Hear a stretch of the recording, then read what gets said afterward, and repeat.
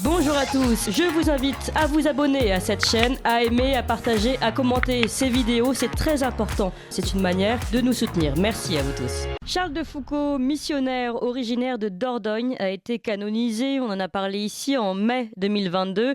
Pour célébrer l'événement, un vitrail vient d'être posé dans l'église Saint-Jean-Baptiste de Lambras, une commune où le saint a vécu, où il a célébré des messes.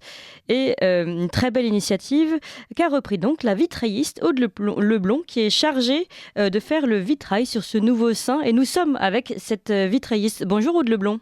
Bonjour. Vous êtes donc verrier vitrailliste à Bergerac. Vous avez votre atelier à Bergerac ? Oui, c'est ça. On vous a donné cette très belle mission de prendre la charge du vitrail sur Charles de Foucauld. Oui, voilà, c'est ça. Donc, des clients sont venus me voir avec un petit croquis et j'ai adapté ensuite tout ça en vitrail. Alors, qui vous a confié cette mission ? Qui sont ces clients ? Alors là, c'est Monsieur de Saint-Exupéry qui s'est chargé d'être en relation pour la création même du vitrail et ça avait été lancé en souscription. Donc, c'est des donateurs qui se sont regroupés pour financer le projet. D'accord. Donc déjà, c'est intéressant de savoir que ce sont des donateurs privés, une initiative privée, que de lancer ce beau vitrail qui sera d'ailleurs installé dans cette église de Jean-Baptiste de Lambras. Voilà, ils vont créer une petite chapelle dédiée à Saint-Charles de Foucauld dans une partie de l'église. Alors avant de parler un petit peu de votre métier, qui est déjà un métier en soi assez exceptionnel aujourd'hui, c'est un métier historique mais également aujourd'hui assez rare, je voudrais encore vous poser quelques questions sur cette mission-là, sur ce vitrail concernant Charles de Foucauld. Ça doit être particulièrement, j'imagine, enthousiasmant pour vous d'avoir cette mission. Oui, tout à fait. C'est rare de travailler déjà pour créer des vitraux pour des églises. Ça se fait forcément de moins en moins. C'est surtout de la restauration. Et puis là, d'autant plus pour un nouveau saint. Donc, c'est vraiment très intéressant. Oui, en fait, vous êtes la première, peut-être vitrailliste, à réaliser un vitrail sur Charles de Foucauld. Alors, je ne sais pas, peut-être. Mais peut-être en tout cas, puisqu'en tout cas, en tant que saint, c'est quand même relativement récent, donc il n'y a pas dû y avoir beaucoup de demandes dans ce sujet-là. Alors, comment vous faites pour travailler sur Charles de Foucauld, sur les représentations ? Vous dites que vous aviez un modèle. Comment faites-vous ? Ensuite, est-ce que vous avez un vitrail plutôt pour Charles de Foucauld plutôt à tendance moderne ou plutôt très classique ? Alors là, c'était la demande des clients. Donc, ils voulaient qu'en fond, derrière, soit représenté le château de la Renaudie, qui est un château qui se trouve à Limbras, pas très loin de l'église d'ailleurs, et qui appartenait à un cousin de Charles de Foucauld. Et c'est là qu'il logeait quand il venait et qu'il faisait des messes justement dans l'église. Donc, ils voulaient que ça apparaisse en fond dans le vitrail. Et après, devant, on a travaillé d'après une photo. Donc ça, c'était aussi un petit challenge technique. Et oui, c'est quand même très novateur. De faire un portrait ressemblant. Ouais, voilà. Oui, donc c'est quand même que vous êtes vraiment... Là, c'est vraiment de la création pure. Vous n'avez pas un vitrail modèle ou déjà une figure assez habituelle dans le vitrail sur laquelle vous pourriez vous reposer. Non, là, c'est vraiment vraiment une nouvelle création. Une nouvelle apparition, on va dire. Oui. Sur les vitrails. Oui, ça doit être très, très intéressant pour vous. Et en général, comment vous travaillez alors sur ces vitraux ? D'abord, on va peut-être récapituler un petit peu ce travail. Vous travaillez sur le verre et sur le métal. Voilà, c'est ça. Alors, c'est toujours du vitrail au plomb, c'est-à-dire que c'est la technique médiévale qui n'a pas du tout changé, sauf que le fer à souder est électrique. Mais sinon, c'est toujours des pièces de verre teintées dans la masse par des souffleurs que je découpe, que je peins avec des grisailles. Ce sont des oxydes métalliques. Et ensuite, qui sont sertis au plomb et soudés à l'étain. D'accord. Donc, c'est vous qui découpez le verre et c'est vous qui soudez le métal tout de même.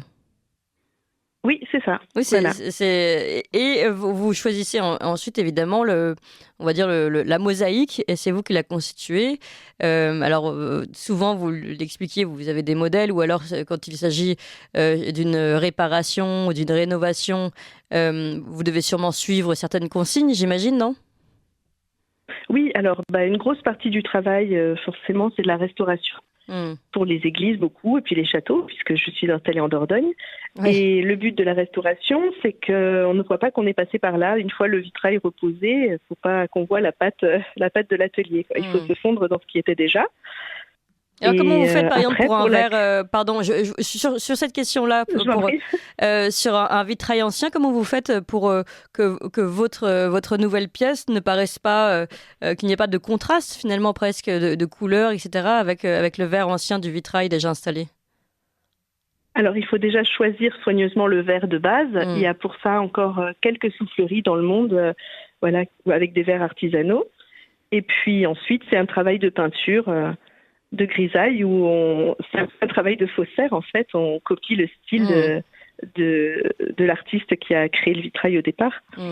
Et c'est un métier, quand on vous écoute, c'est absolument passionnant, hein. Vous mélangez le travail du verre, la découpe du verre, la soudure, la teinture. Vous êtes vraiment, en fait, comment dire, au croisement de plusieurs métiers, en fait, de plusieurs spécialités. Oui, c'est ça. C'est agréable, c'est que c'est très varié. Chaque journée est différente. Il y a aussi une partie un peu maçonnerie, en fait, de chantier, puisque je m'occupe aussi de la pose et de la dépose dans les églises, sur les échafaudages. Ah oui. Donc, voilà, c'est incroyable. vraiment agréable. Ouais. Et alors aujourd'hui, c'est quand même un métier qu'on imagine très rare. À vrai dire, j'étais très heureuse de découvrir votre travail et de me dire qu'aujourd'hui encore, il y a des verriers vitraillistes qui travaillent en France. Mais vous pensez que vous êtes nombreux en France? C'est quand même, est-ce qu'il y a un regain ou est-ce que c'est justement un métier qui disparaît peu à peu? Je pense que ça se maintient. Alors, il y a des ateliers professionnels et après, il y a beaucoup de personnes qui exercent un peu en amateur. Voilà. Et pour vous, ça a toujours été une passion? Vous êtes toujours dit, je veux être vitrailliste? Comment on arrive à un métier si original, on va dire, aujourd'hui? Oui, alors j'ai découvert le métier lorsque j'étais étudiante en fac d'histoire de l'art. Je me suis prise de passion pour l'histoire des bâtiments religieux et il me manquait un côté manuel, un côté technique. J'avais envie de toucher un peu la matière. Et j'ai découvert ce métier. Et donc, je suis repartie apprentie, vingtaine d'années. Voilà. Oui, apprenti. Donc, justement, quand on fait une formation d'apprenti verrier, c'est quelque chose... et après, c'est assez facile de trouver des commandes ou pas? Est-ce que c'est un métier finalement peu connu, mais qui peut vraiment... sur lequel on peut vraiment... dans lequel on peut vraiment s'en sortir?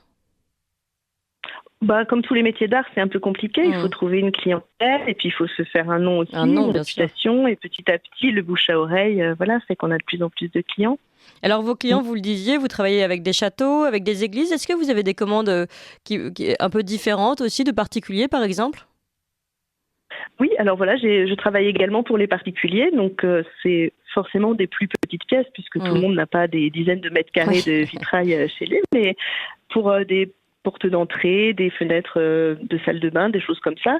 Et là, donc, on s'appuie toujours sur la même technique. En revanche, on peut être vraiment beaucoup plus créatif. On peut vraiment faire ce qu'on veut au niveau du motif, du trait contemporain, des classiques, des fleurs, du style art déco. Voilà. Oui, c'est ça. Vous êtes vraiment très libre dans ce cas-là et ça doit être aussi très, très, très réjouissant de pouvoir s'amuser, on va dire, avec les mosaïques de couleurs, etc. Oui. Et alors, concernant les vitraux classiques, on va dire, ceux que vous mettez dans les églises et qui doivent garder cette apparence médiévale, par exemple, quel est le code, finalement? Est-ce qu'il y a un code de ces vitraux, un code couleur qu'il faut connaître? Non, pas du tout. Non, alors c'est surtout du 19e, ce qui est en tout cas par chez nous. Moi, je travaille principalement sur des vitraux du 19e. Et non, c'est en général un saint en pied avec autour une ornementation florale et des petites géométries. Et ça, j'imagine que ce travail-là vous pousse aussi, mais ça tombe bien, c'était le début de vos études, l'histoire de l'art, mais à connaître aussi très bien l'histoire des saints et de leurs symboles. Oui, tout à fait, oui. Et puis je continue à apprendre parce qu'on a toujours des... Oui, c'est ça, oui. Chaque chantier amène de nouvelles recherches et c'est très intéressant. Et sur Charles de Foucault, par exemple, vous êtes empli de tout son parcours avant de commencer à travailler sur ce vitrail? Alors, j'ai eu la chance d'être en fait contactée directement par Monsieur de Saint-Exupéry, qui est un passionné de la vie de Charles de Foucault. Et donc, j'ai eu Une conférence, vous voulez dire en direct Oui, c'est ça. Oui, c'est ça, une Oui. formation directe par un passionné. C'est sûr que ça, c'est très intéressant. Alors, quel est votre plus beau souvenir de vitrail? Peut-être celui qui est en cours, vous le disiez, c'est particulièrement intéressant pour vous aujourd'hui, ce vitrail Charles de Foucault. Mais sinon, quel est votre plus beau souvenir de réalisation de vitrail? Oh, c'est tellement varié que c'est difficile de choisir. Vous pouvez en prendre plusieurs, hein. Les différents vitraux qui vous ont fait plaisir, peut-être un dans le où vous êtes plus libre et un dans la restauration qui vous a particulièrement marqué. Mais il y a quelques années, par exemple, j'ai créé entièrement toutes les vitraux pour l'église d'un couvent qui a ouvert. Et c'était un motif cistercien, enfin quelque chose de très paisible, très méditatif. Et ça a été vraiment un plaisir. Et puis de travailler avec les sœurs qui étaient sur place. Enfin, voilà, c'est vraiment humainement un très beau souvenir. Un bel échange aussi. Ouais.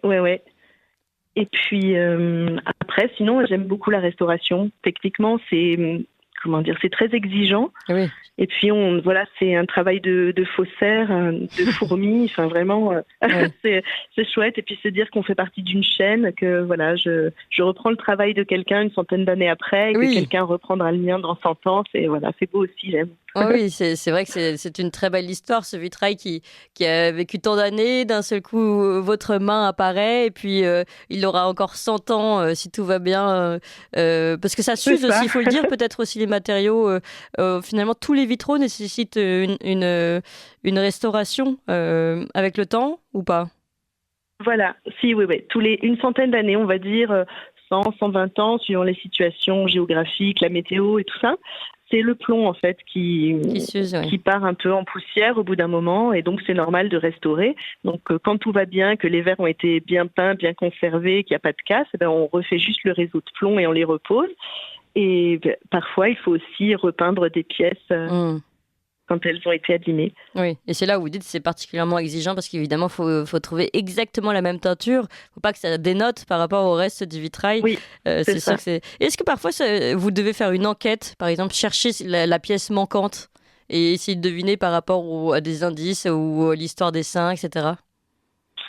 Alors, il m'est arrivé déjà d'aller chercher des vitraux dans des églises et de les redescendre dans des seaux parce qu'ils étaient en miettes. Ah oui. Et donc là, c'est des heures et des heures pour faire le puzzle avec des miettes minuscules pour reconstituer le motif.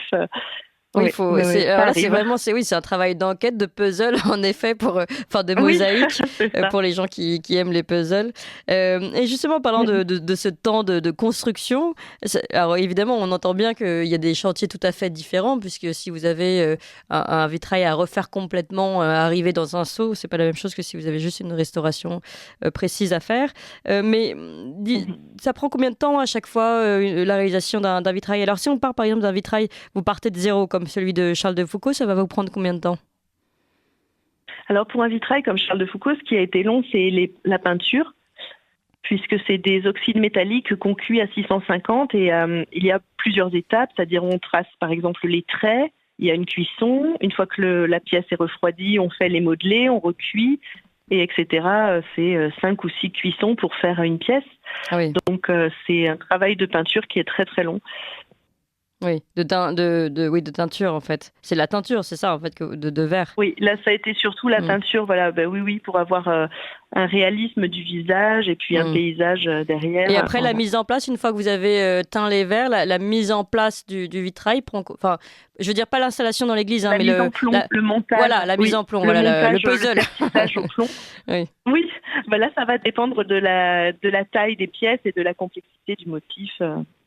Et donc, si on prend l'exemple de Charles de Foucault, enfin du vitrail Charles de Foucault. Eh bien, le vitrail de Charles de Foucault, en fait, c'était surtout de la peinture. C'est des assez grosses pièces en verre. Donc après, en montage pur, j'ai dû en avoir pour peut-être une journée. D'accord. Donc ça a été relativement rapide. Voilà. Et alors, pour avoir une estimation également du prix, parce qu'évidemment, c'est énormément de travail, mais aussi des matériaux nobles, hein, enfin du verre, etc., avec des teintures que vous faites vous-même, ça peut aller... Quelle est l'échelle du prix, de la fourchette de prix d'un vitrail? Alors on va dire que vraiment le tarif de base pour par exemple des losanges qui sont motifs géométriques qui se fabriquent assez vite, avec un verre assez simple, on peut commencer peut-être à 400 € le mètre carré. Oui, d'accord. Voilà. Et après, forcément, plus les pièces sont complexes, plus les verres sont colorés ou soufflés artisanalement, plus le prix grimpe. Alors comment ça se passe pour des églises, par exemple, qui n'ont pas forcément les moyens aujourd'hui?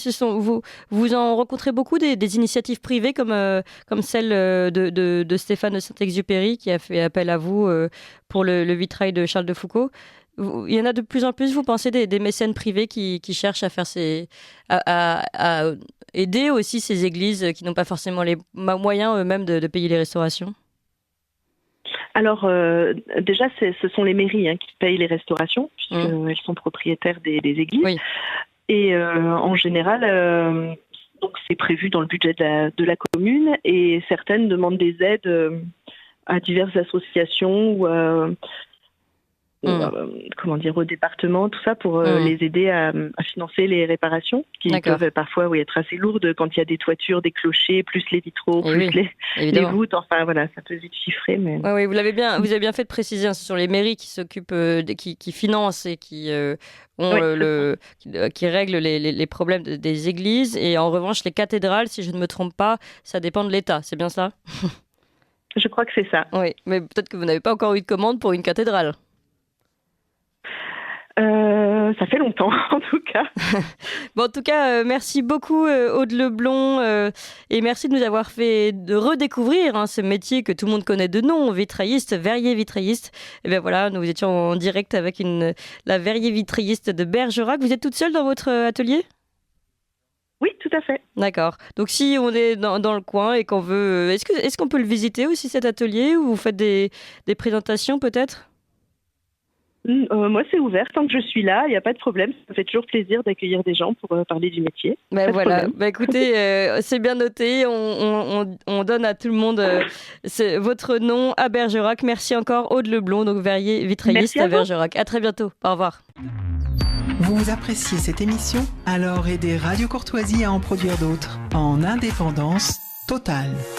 Rendez-vous sur soutenir.radiocourtoisie.fr. Merci d'avance.